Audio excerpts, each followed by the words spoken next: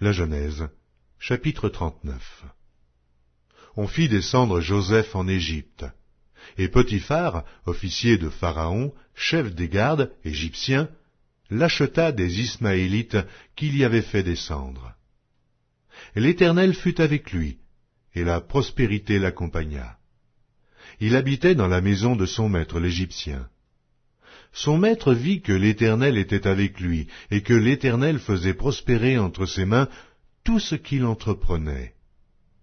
Joseph trouva grâce aux yeux de son maître, qui l'employa à son service, l'établit sur sa maison, et lui confia tout ce qu'il possédait.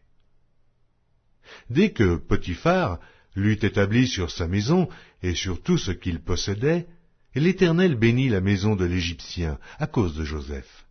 Et la bénédiction de l'Éternel fut sur tout ce qui lui appartenait, soit à la maison, soit au champ. Il abandonna aux mains de Joseph tout ce qui lui appartenait, et il n'avait avec lui d'autre soin que celui de prendre sa nourriture. Or Joseph était beau de taille et beau de figure. Après ces choses, il arriva que la femme de son maître porta les yeux sur Joseph et dit « Couche avec moi ». Il refusa et dit à la femme de son maître « Voici mon maître, ne prends avec moi connaissance de rien dans la maison. Et il a remis entre mes mains tout ce qui lui appartient.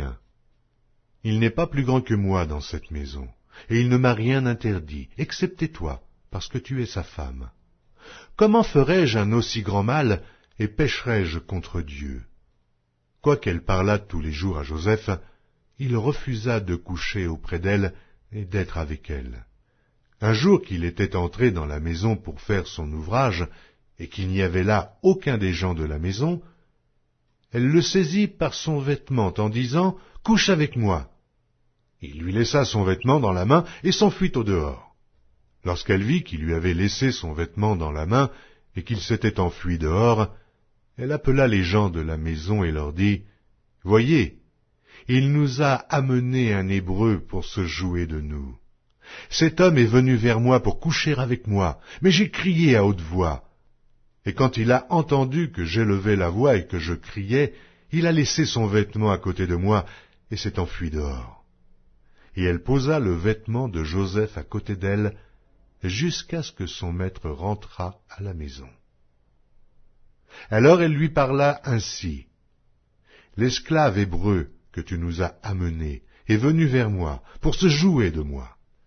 Et comme j'ai élevé la voix et que j'ai crié, il a laissé son vêtement à côté de moi et s'est enfui dehors. » Après avoir entendu les paroles de sa femme qui lui disait « Voilà ce que m'a fait ton esclave », le maître de Joseph fut enflammé de colère. Il prit Joseph et le mit dans la prison, dans le lieu où les prisonniers du roi étaient enfermés. Il fut là, en prison. L'Éternel fut avec Joseph, et il étendit sur lui sa bonté. Il le mit en faveur aux yeux du chef de la prison. Et le chef de la prison plaça sous sa surveillance tous les prisonniers qui étaient dans la prison, et rien ne s'y faisait que par lui. Le chef de la prison ne prenait aucune connaissance de ce que Joseph avait en main, parce que l'Éternel était avec lui. Et l'Éternel donnait de la réussite à ce qu'il faisait.